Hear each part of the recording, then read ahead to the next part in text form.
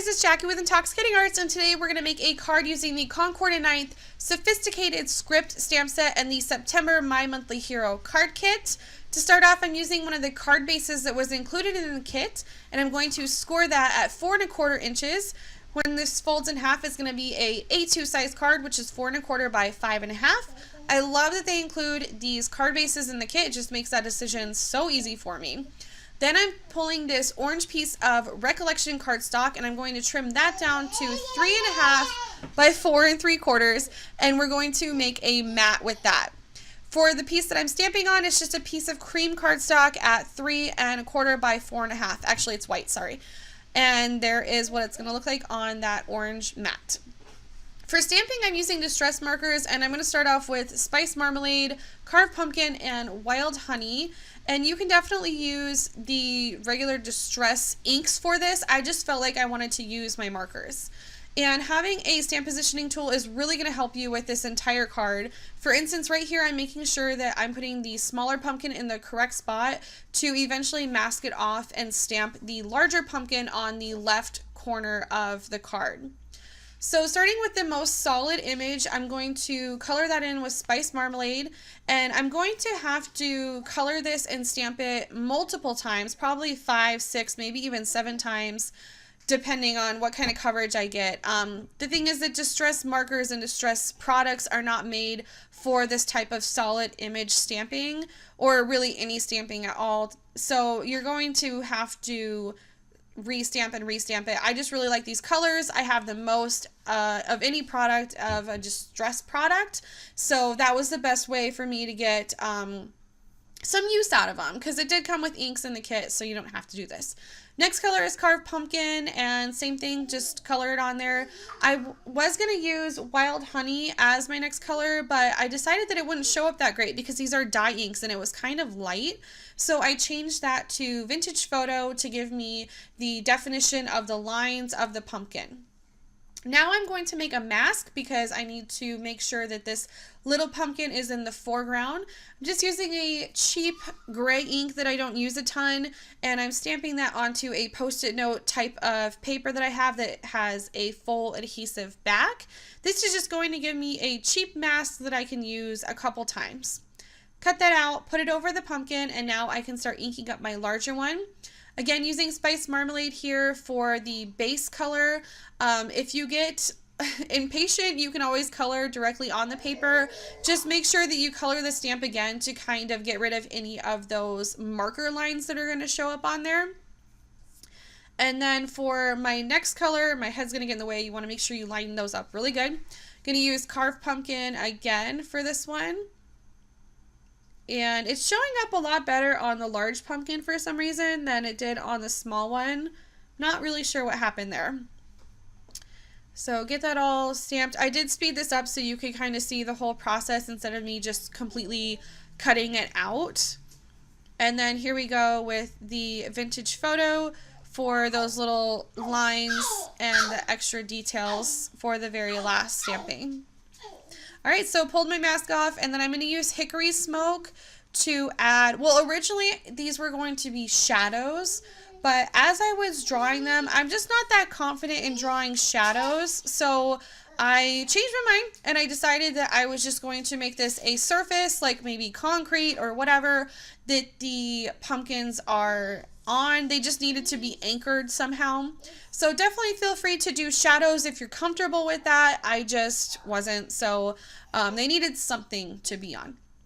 Alright, so there's also a stem, and I felt like the stem should be a different color, so I did walnut stain for the base part of that, and then I did ground espresso for the detail part of it. So there's the ground espresso. And the nice thing about the markers is they have that fine tip on it, so anywhere that you mess up, you can just go in there and fix it. And I'm actually using it to make the stem of the little one darker because I just felt like I really wanted them to match. Okay, so now we can move on to the stamping of the sentiment, and this is using that Concord 9th set. I wanted this set so bad because of the fact that I like all those large scripty words that you can buy now in the sets, but this is awesome because you can just build your own do all those words plus make your own custom phrases. So I was on Pinterest looking for some fall projects, and I kept seeing these ones that said, "It's fall, y'all," and I was like, that is so cute, and I want to make a card that says that. So that's exactly what I'm doing. It's going to say, "It's fall, y'all," which you probably saw on the thumbnail, but anyways. When you do this, it really does help to have a transparent grid like I'm using here to kind of line them up. They're still not going to be absolutely perfect, but towards the end, I was getting a lot better at lining them up pretty well. And then you're also going to want to line them up in the beginning just to make sure that your entire word is going to fit in the area that you want it to. You do have to stamp this each letter individually, because just the way the stamp is, you're not able to just like spell out the whole word and then stamp it. Plus, lots of words you need double letters. So for the "it's" part of the card, I looked through my stash and I found this happy birthday set that was in a previous Simon Says card kit, and it says "it's a ... and it's like for a gender reveal. And the fact that it's just like skinny and little, it was just perfect. So all I did was mask off the a ... with some painter's tape so that I could ink up the other part and not worry about that getting stamped onto the card. So just popped it up there in that upper left hand corner near the word fall, and it's perfect. If you don't have that stamp set, definitely look around in your stash and see what you can find, because you'd be surprised, a lot of stamp sets do say "it's" in it.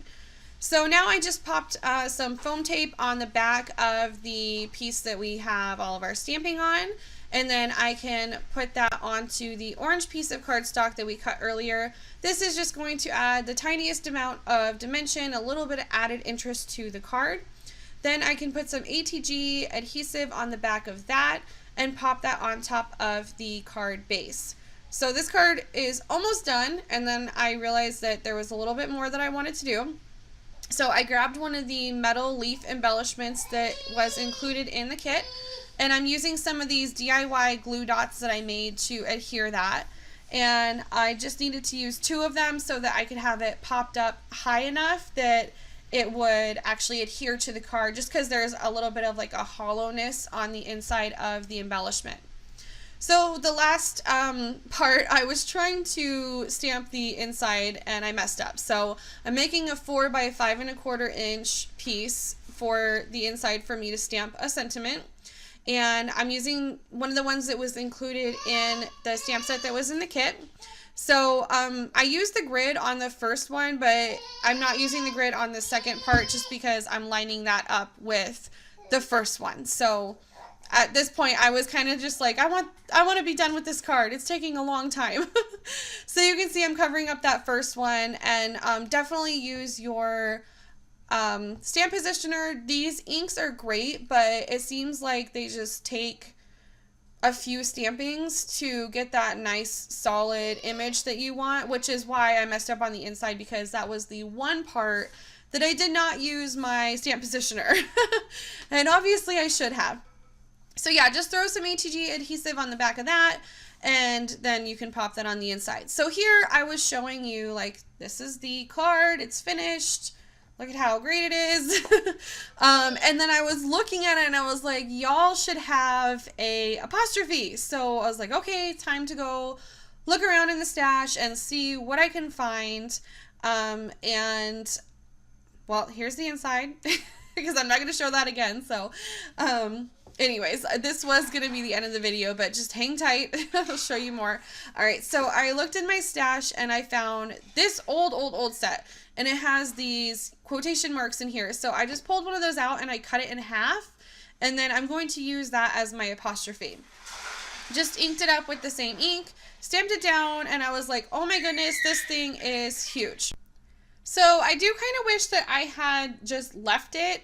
However, it doesn't look as bad as it does right now because the ink does dry down, and I think the fact that it looks really dark added to the boldness of that apostrophe.